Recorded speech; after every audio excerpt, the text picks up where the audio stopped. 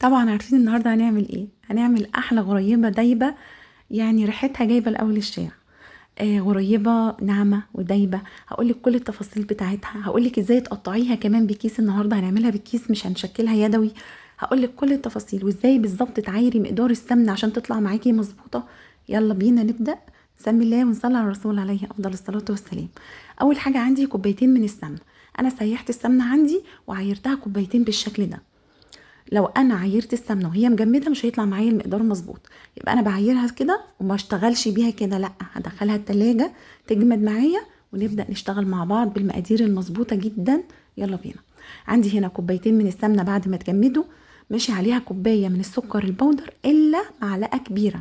السكر الكتير بيخلي الغريبه تفرش منك، فانا عندي كوبايه سكر بروح شايله منها معلقه كبيره ومقدارها كده مظبوط قوي عندي. هبدا انزل عندي بالسمنه بتاعتي، شايفين طالعه من التلاجة ساقعه.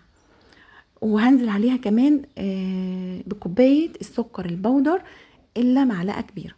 والسكر البودر انا بحب اطحنه في البيت، ما بشتريهوش جاهز. الجاهز بيبقى عليه بعض المكونات ممكن تنشف منك الحاجه او مش تظبط معاكي المقدار. فالحاجه اعمليها في البيت عشان تضمني انك انتي واخده مقادير مظبوطه جدا. حاجه غاليه ونشتغل صح علشان ما فيش اي حاجه لا قدر الله تفشل مننا. انا عندي هنا بقلب السكر البودر مع السمنه، بحاول افكهم مع بعض كده علشان ما اشتغل من المضرب مش يبهدل لي الدنيا. وهبدا هنا بقى اشتغل بالمضرب بتاعي. بضرب لغايه لما تبقى عندي لونها فاتح وهشه وكريميه خالص. بضرب يعني حوالي 4 أو 5 دقايق. وببدا اجيب الجناب، طول ما انا شغاله اجيب معايا الجناب بالطريقه دي. مقاديرها سهله وبسيطه جدا، امشي على المقدار مظبوط هتاخدي معاكي غريبه تحفه. شايفين بقت عندي هشه ولونها فاتح وكريميه بالشكل ده كده. انا عندي الخليط ممتاز. عندي بقى هنا 4 كوبايات من الدقيق. 4 كوبايات من الدقيق عليهم ظرف من الفانيليا ورشه من الملح. كده مقادير خلاص خلصت بتاعه الغريبه. هبدا اقلبها واعجنها بايدي، ما بعجنش كتير. اول ما المكونات تختلط ببعض يبقى انا عندي كده الغريبه تمام.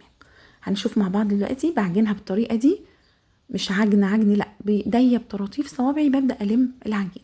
شايفين عندي بقت العجينه عامله ازاي؟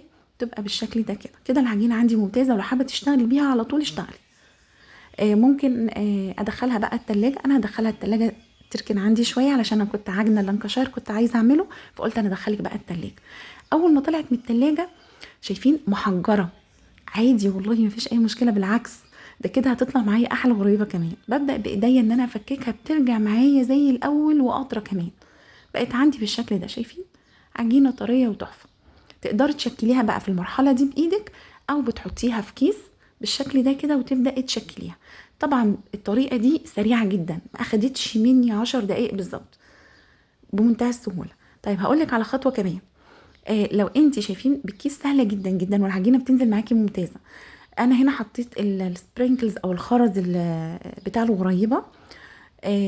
هقولك على حاجه، انا بدخل الاول 1 أو 2 الفرن عشان اشوف عجينتي مظبوطه ولا لا. بيطلعوا معايا مظبوطين بكمل شغل.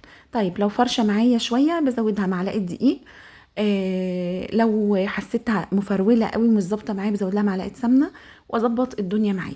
بدخلها فرن على درجه حراره 160.